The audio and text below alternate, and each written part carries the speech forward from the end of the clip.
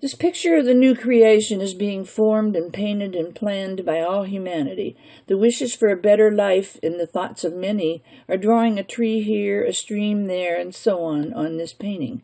The more awakening and educating of humanity that can take place, the more beautiful this picture will be. But the picture will be drawn regardless. It must be. This is evolution. The new creation is to be the age of creativity, as the inner journey must come forward through the physical body's expression. The only way this expression of the soul can take place is through the arts. Each must learn to express his inner self and his feelings in an outward way, thus the age of creativity. At this time, we are really in a revolution against the outdated practices of the manufacturing age. It must change, and those who cannot adjust their thoughts and change with it are the ones who will suffer the most. There is always a difficult period of adjustment when a revolution involving the people's ability to clothe and feed and house themselves is at stake. We are going through a sociological change. This change in society must come about. This changeover from the manufacturing age to the age of creativity has put today's world in the throes of beginning chaos. The economy is changing into that of becoming a marketplace for only that which comes from each one's contact with their inner being. The quality of each article produced will determine its value and its salability. What comes from the center of a person's being, the truth of his being, is what will determine his ability to earn his livelihood in the coming days. This has always been true to a certain extent, but will become much more pronounced. This coming age of creativity, or the new creation, will come about by each creating their own personal reality through their thoughts, which then becomes their personality. To express this creativity is much more difficult for the men. They are having a much harder time adjusting to the changes that are upon us, both as a society and also as individuals. They will have a more difficult time learning to use their creativity, but they must not deny it.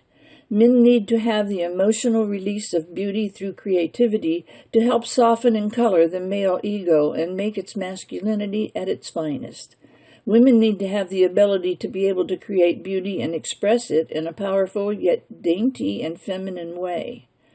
For some, the expression of creativity may just take on the form of planning, cooking, and serving a balanced diet to their loved ones, but this is their form of creative outlet, of giving love and expression from the center of their being.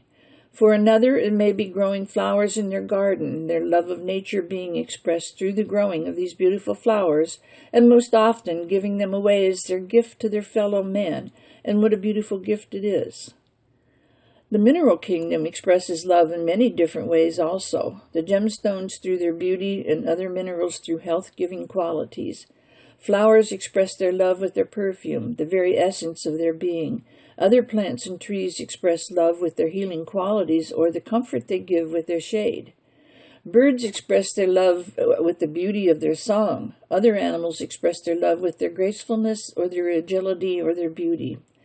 The human kingdom is no different than the other kingdoms. What greater way could love be expressed than by following the lead of the kingdoms ahead of us in nature? Each human expresses love through their very special abilities. It will not be the same for all. The essence of each one is different from all others, and the best way any can express love is by doing what he does best, to express the beauty of his or her inner self and humbly offering it to his family, the rest of humanity. All do not have to be Picassos or Beethovens. The shopkeeper may express his inner self in his window displays. For some, it will be through their livelihood. For others, the expression will come in their leisure moments, but it must come some way or other. The goal, that of synthesized man, will only come through the expression of the soul through the arts. The sooner this is realized, the quicker an entity will be able to accomplish his goal. But if he is constantly and continually trying to do this through perfection of the physical body or through the education of the mental body, he will never achieve it. It must be done through the emotional body, through some form of self-expression, through the arts, through beauty, coloring, harmony, the bridging between the higher and the lower. It has been well known for a long time that using crafts with the mentally retarded through art projects is a great help to them. This works exactly the same for all. It would be far better to pick up a paintbrush and paint an amateur or even ugly painting than to take a tranquilizer or aspirin or alcohol to calm the nerves. Even those going to health clubs would do well to spend half the time spent at the health club in an artistic pursuit of some sort. In the competition of today's world, it is hard to draw a fine line between self-aggrandizement and common sense advertising of one's abilities. The truth of which one you are into will show in the ultimate long-term, not short-term, staying power of your particular product or craft or art or whatever it is you are wanting to accomplish to earn your daily bread. For most of humanity, earning their daily bread will not change quickly from what it had been, but will evolve rather slowly. It will be by simply being a humanitarian and helping your fellow man in any way or through any opportunity that presents itself. This in turn will bring the opportunities to you that will show you wherein lies your special talent or niche in the scheme of things. You may try many different ways of lending a helping hand or serving in some capacity in charitable work before you find what it is that you are really good at and makes you personally feel satisfied, full, and complete. Then you will have found your own personal way of serving humanity. At this time, you must take this idea or service or product and work with it and bend it to form it into a structure that will enable you to do it on a full-time basis to earn your living and supply a service that you are good at and that is good and beneficial for you. By this time, of course, you will no longer care if you become rich or not as far as money is concerned, because your own personal satisfaction will be all that matters. You can do as much or as little of the service as you need to fulfill your financial obligations. The importance of creativity can't be stressed often enough because this releases the brakes holding back the soul, which then opens floodgates for the streaming through of the spirit of truth. Most of the great inventions on our planet were brought about this way. A lot of the great music flowed out this way. Once the flow is started, it feeds itself and continues to become deeper and more beautiful. Writing works exactly the same way, speaking also. Once it starts flowing, it becomes more of a pure flow. The creative channel is available to all. When it opens up in an individual, this is their rebirth into continuity. They will no longer need to have anyone else find the truth for them, because one person's truth can never be another's. The newest and best spiritual concept is the opening of humanity's mind as to other forms of life on other planets. We are not alone, have never been alone, only in our own minds, by being locked into a thought form that got its start when certain passages were deleted from the Bible. Any reference to visitors from other planets was deleted, and this closed the lid of the coffin on humanity in a way that could not have been planned any better by a mastermind, because it dealt their spiritual life and knowledge a death blow. This was and is a much more serious problem than any yet realized. Our non-enlightenment as far as other life in the firmament besides ourselves is unfortunate, because it does make higher spiritual ideas much harder for the teachers and guides to put forth to us.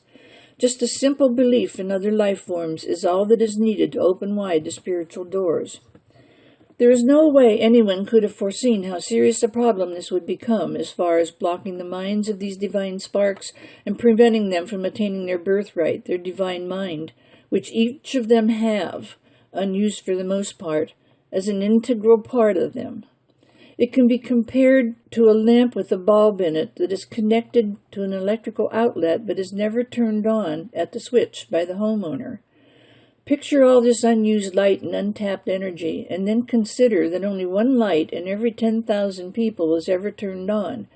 You will perhaps get a better idea of the frustration and disappointment of the teachers and guides at not being able to light up the other 9,999. When one's lamp is lit, he does have a spiritual obligation to show the way to others and help the higher beings try to light up the other dark bodies. To deny this obligation, then, would be to isolate your light and dim its brilliance and not let it be a beacon to others in their dark hours. This would be the ultimate in self-centeredness and selfishness, and would then, in turn, set back your own evolutionary progress and growth and be a detrimental lifetime for your seed core. In other words, to not let your light shine would destroy a lot of good hard work and growth that has taken place in the past lifetimes. One thing the churches are doing right is that they are serving the purpose of keeping humanity reminded that there is more to them than just their materialistic everyday lives. So even though they are not always able to help people find their higher self, they at least keep them aware that there is a higher self. In the restructuring that must take place in our lives and in society, there needs to be an understanding of the role the churches will have in the new picture. Worship in the future will not be held in churches. It will either be in the outdoors or in a musical greenhouse environment for true spiritual worship, which is, after all, communion with the Creator. These structures or gardens will also encompass all of His kingdoms in one way or another. It will be a place of the most beautiful spiritual happenings that will be available on earth, because when all the components of original creation are present, it will bring spiritual fulfillment at long last to humanity. These worship gardens will be enlightening and inspirational lecture, concert, art displays. Can you picture going to worship in a beautiful garden environment? There's nothing to block your communication with yourself, which is what worship should be. Instead of sitting in a stuffy closed room that is often dark and gloomy, you would be free to experience all the beauty of your existence. Instead of listening to another person's sermon, which is actually attending his or her university, you would be attending your own university, your own source of information. The need for love that humanity has can be filled by true spiritual worship, which is the communion of your mind, body, and soul as one synthesized unit in complete rapport with universal harmony. It can be accomplished and should be on a regular basis as food, if you will, for the soul, a feast of love that will be fulfilling to each on a different time schedule. In other words, one may need to have this period of worship weekly, another daily, and another monthly. It is a very individual, personal need of each one's soul and can be accomplished in any place. It does not and probably will not need to be in a church building. There is a loosely structured path that can be followed to help us with our spiritual growth. The following will give you an idea of the path for the individual. The first stage is developing a conscience. The second stage is that of controlling the emotions. The third stage is that of sexual magic exploration. The fourth stage is where all are stuck in the various branches of the churches. This is why planet number 4, Earth, has to be experienced over and over again before one is ready to move on. This is a stage humanity is in, experiencing over and over again the different branches of churches before moving on to the stage of intelligence on their own. The fifth stage is that of metaphysical groups, a necessary bridging phase between religion and the use of the intelligent mind. The sixth stage is that of intelligence and blazing new trails alone. The seventh stage is that of the total synthesized divine man. The new creation is the understanding of the new teachings, although a major portion of humanity will never be able to understand these new teachings. They simply are not evolved enough because the human heart is tied emotionally to the biblical story. Whether we know it consciously or not, we quickly find out we are when we try to break free of former beliefs. This is not just a result of this lifetime, we must remember, but of every incarnation we have had in the last 2,000 years. Each religion embraces part of the truth, but only part. This is not the direct fault of any on earth today, but it is the fault indirectly of all on earth today, because we were all here on earth as other entities when the misinterpretations crept in. Therefore, we are all equally to blame, and we are all equally capable of correcting the wrong teachings. As a matter of fact, we helped write and shape and form the biblical story. We must now help write and shape and form the new creation. Any creative enterprise that is undertaken is doing exactly that, and this fact must be kept in mind by anyone who attempts to create an item that will be read, used, looked at, or listened to. Take, for instance, books. Non-fiction books are the ones that will have the most effect, because people realize to a certain extent when reading fiction that it is make-believe. I believe that authors and publishers should take responsibility for what is put before the public, as this is what is shaping the future. Without free thinkers, the evolution of humanity will progress nowhere. It could even conceivably regress, and will if some fundamentalist religions have their way. It should frighten and anger people to realize that closed minds could undo all the good of the one teacher who did indeed enter to save them, but save them by trying to educate and enlighten them, not save them by being crucified on a cross. The only way any of this can be accomplished is through education. Early education is the fastest way. Life in the future will be based on the harmony of all people.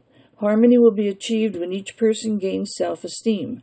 Self-esteem only comes from expression of the soul. Expression of the soul can only come through the arts. Our future will be likened to the opening the door to a bright, clean new house and furnishing and equipping that new house with the best possible furnishings and equipment. This future will be based on the age of creativity.